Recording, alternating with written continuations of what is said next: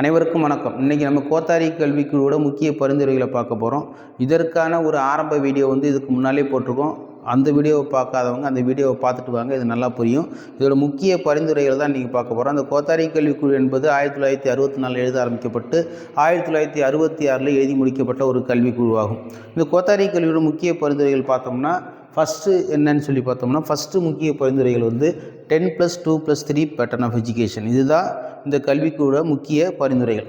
அதாவது 10 ஆண்டு பொதுக்கல்வி, 2 ஆண்டு அவங்க பள்ளிக்கல்வி, இந்த 11th 12th, மற்றும் 3 ஆண்டுகள் இளங்கலை. இந்த 3 சேர்ந்தது தான் 10+2+3 பேட்டர்ன் ஆஃப் எஜுகேஷன் அப்படின்னு சொல்கிறோம். அதுக்கு அடுத்து பார்த்தோம்னா மும்மொழி கொள்கை, அதாவது 3 லாங்குவேஜ் ஃபார்முலாவை இவங்களே என்ன பண்ணுறாங்க, பரிந்துரைக்கிறாங்க. 3 லாங்குவேஜ் ஃபார்முலானா என்ன அப்படின்னு சொல்லி கேட்டோம்னா, ஃபஸ்ட்டு அவங்கள வட்டார மொழி அல்லது மதர் டங்கு, 2வது அவங்க ஹிந்தி, 3வது லாங்குவேஜ் என்னன்னு சொல்லிட்டு இங்கிலீஷ். இது 3ம் சேர்ந்தது தான் 3 லாங்குவேஜ் ஃபார்முலா. இதை இந்த கல்விக்குழு பரிந்துரைச்சாங்க. அதுக்கு அடுத்து பார்த்தோம்னா கல்விக்கு தேசிய வருமானத்தில் 6% கொடுக்கணும். அதாவது நம்மளோட தேசிய வருமானத்தில், அதாவது ஜிடிபியில் 6% கல்விக்காக நிதி ஒதுக்கணும். ஆனால் இதுவரை 6க்காக கல்வி நிதி ஒதுக்கியதே கிடையாது. அதுக்கு அடுத்து பார்த்தோம்னா ஆசிரியர் கல்வித்தரம் மற்றும் பணியிடை பயிற்சி. அதாவது ஆசிரியர் கல்வியை தரம் உயர்த்தணும்.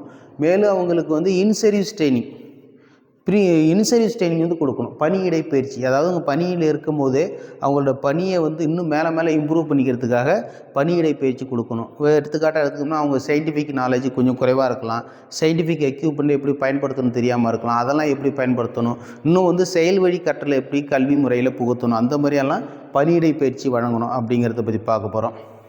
அடுத்து பார்த்தோம்னா 14 வயது வரை கட்டாய கல்வி.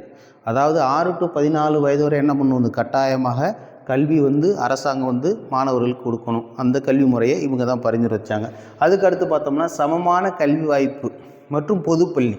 அதாவது according based on the cost, grid, religion, இது மாதிரியான எதுவுமே வேறுபாடு இல்லாமல் எல்லாருக்கும் சமமான கல்வியை கொடுக்கணும். அதுக்கு தான் என்ன சொல்கிறாங்க, பொதுப்பள்ளி என்ற அமைப்பை உருவாக்கணும், எல்லாருக்கும் பொதுவான பள்ளி. அந்த முக்கிய பரிந்துரை இந்த கோத்தாரி கல்விகளோட பரிந்துரைன்னு சொல்லலாம். அதுக்கு அடுத்து பார்த்தோம்னா சமூகத்தொண்டுடன் பணி அனுபவம்.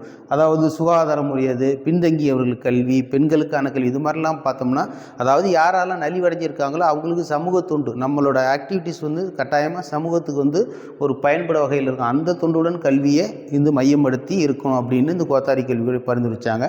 அதுக்கடுத்து பார்த்தோம்னா பகுதி நேர கல்வி மற்றும் தொலைதூர கல்வி.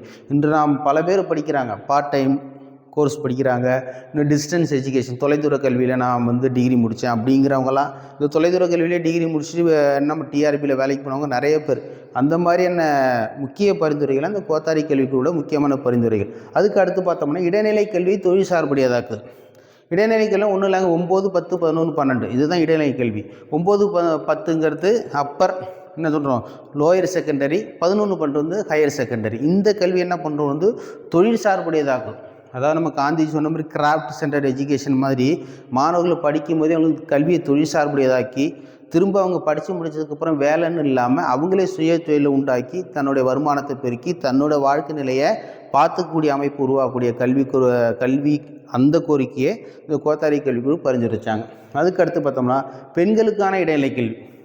அதான் பெண்களுக்கான இடைநிலை கல்வி ரொம்ப இன்சிஸ்ட் பண்ணி சொல்கிறாங்க. பெண்கள் கல்வி கற்றுக்கணும், பெண்களுக்கு இடைநிலை கல்வி வரை கட்டாயமாக அவங்களுக்கு கல்வியில் முக்கியமாக அவங்களுக்கு பங்கு இருக்கணும் அப்படின்னு சொல்ல அந்த பரிந்துரைகள் இந்த கோத்தாரி கல்விக்கூட பரிந்துரைகள் தான். அதுக்கடுத்து பார்த்தோம்னா அறிவியல் அடிப்படையிலும் வகுப்பறை செயல்முறையிலும் சீர்திருத்தம். அதாவது கல்வி முறை என்பது it is based on scientific and as well as என்ன சொல்கிறாங்கன்னா வகுப்பு கிளாஸ் ரூமில் ரீகன்ஸ்ட்ரக்ஷன் ஆஃப் கிளாஸ் ரூம்ஸில் என்ன பண்ணுவோம், it should be based on the activity based அப்படிங்கிறாங்க. அப்போ வகுப்பறை செயல்முறையிலும் என்ன பண்ணும், சீர்திருத்தம் செஞ்சு கல்வியை ஒரு சயின்டிஃபிக் நாலேஜ் அந்த அளவுக்கு கொண்டு போயிட்டு கல்வி தொழில் சார்புடையதாக்கி நம்மளுடைய கற்றுக்கொண்ட கல்வி நம்மளோட தேசிய வருமானத்துக்குள்ள பங்கெடுத்துக்கக்கூடியதாக மாற்றணும் அப்படின்னு சொல்லுதான் இந்த டவுலத் சிங் கோத்தாரி தலைவர் யூஜிசி சேர்மன் தலைமையில் 1964 எழுதி முடிக்கப்பட்டு 1960 MC சக்லா அப்போ அவர் கல்வி அமைச்சர் அவர்கிட்ட ஒப்படைக்கப்பட்ட இந்த கல்விக்குழு தான் கோத்தாரி கல்விக்குழுவின் பரிந்துரைகள்.